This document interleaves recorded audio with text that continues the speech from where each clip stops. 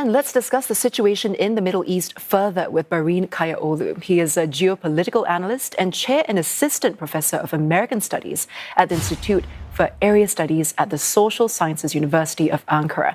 And he joins us from the Turkish capital, Ankara. Now, Professor, the big question, how is Iran most likely to respond to these U.S. attacks? What's your take?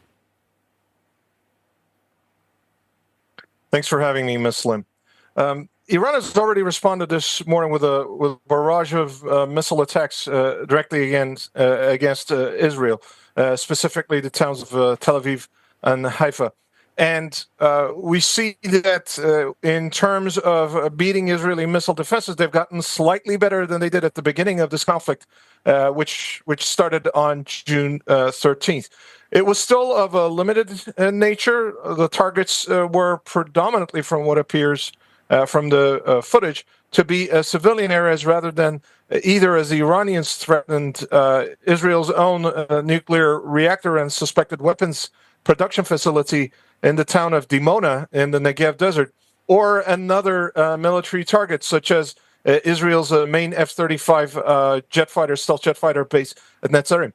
So what we've seen so far already is an Iranian response. However, it does look like this was more of a limited nature, and it also lends some credence to the notion that there was some back-channel diplomacy and back-channel communication between the Trump administration on the one hand and the Iranians to keep the escalation levels of the current conflict after the U.S. airstrikes this morning at a more limited level. And that said, it is possible the Iranians would counterattack at this point. So what are some possible U.S. targets in the Middle East? We know there are about 44,000 U.S. troops spread across about 19 bases. What are some other potential spots? Absolutely. And, need we say more than 19 bases and as many as 44,000 troops? There could be even more dire reactions from the Iranian side, however.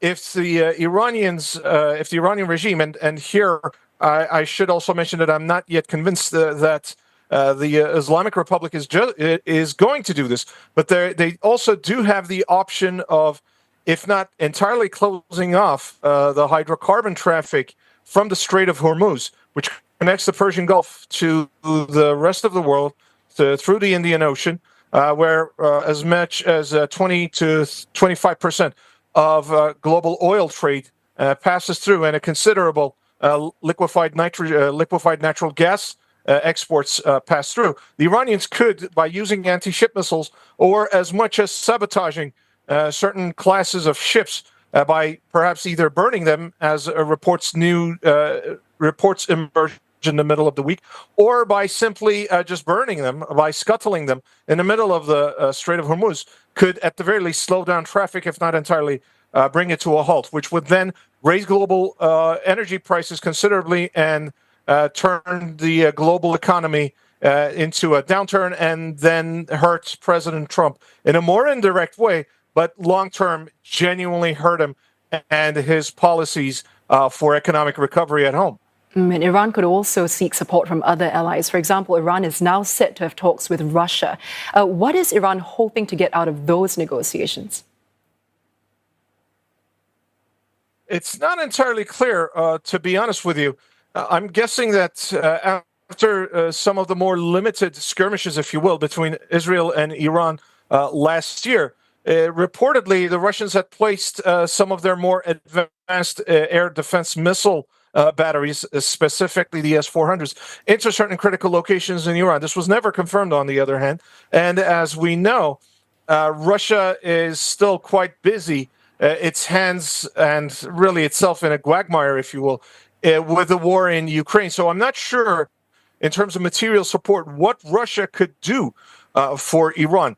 If Israel were to escalate this further, there's also the problem of Russian President Vladimir Putin having rather friendly relations with Israeli Prime Minister Benjamin Netanyahu, especially with the collapse of the Soviet Union in 1991. A lot of Jewish people from the former USSR had immigrated to Israel, and through them, the relations, especially the economic and commercial relations between Russia and Israel, are quite close. And along the same vein, one could ask the same question about China, whether the Central Kingdom is going to get involved in the Persian Gulf. And my estimate on that is also still no, because the Iranians never invested into that relationship, with the exception of the Belt and Road Initiative.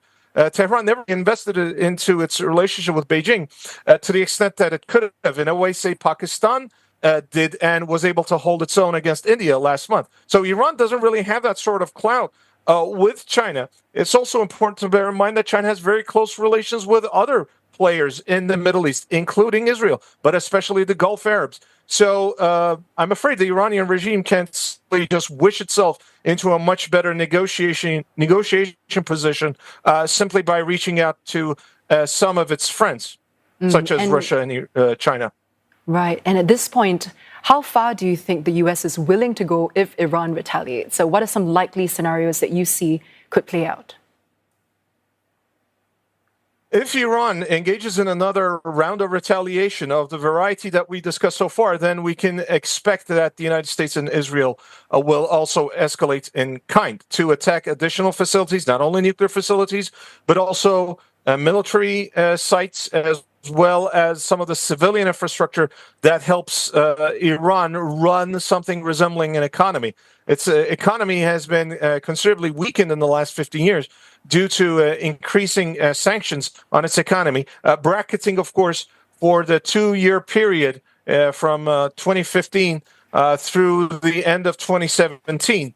When, as a result of the Joint Comprehensive Plan of Action, the nuclear deal under the Obama administration, Iran had been given some respite from economic sanctions. But otherwise, we can see a steady 15-year downturn in the Iranian economy. And so the Israelis and the Americans could actually target Iran's hydrocarbon industry, its oil wells, its natural gas production or recycling sites, its power lines, its pipelines, going into some of which go into my country, Turkey. So there are additional challenges that the Israelis and the Americans could throw up against the Iranian regime. However, let me briefly mention this too. Based on President Trump's messaging, and Amwaj media editor-in-chief Mohammad Ali Shabani, he was the first to break the news from Iran that the Trump administration had established back-channel communication with the Iranians that the airstrikes were going to be of limited nature. I do think additional Iranian retaliation, and escalation is a very low probability event at this point. Professor, thank you so much for your insights. That was Barine Kayaoğlu, who is a geopolitical analyst and assistant professor of American Studies at the Social Sciences University of Ankara.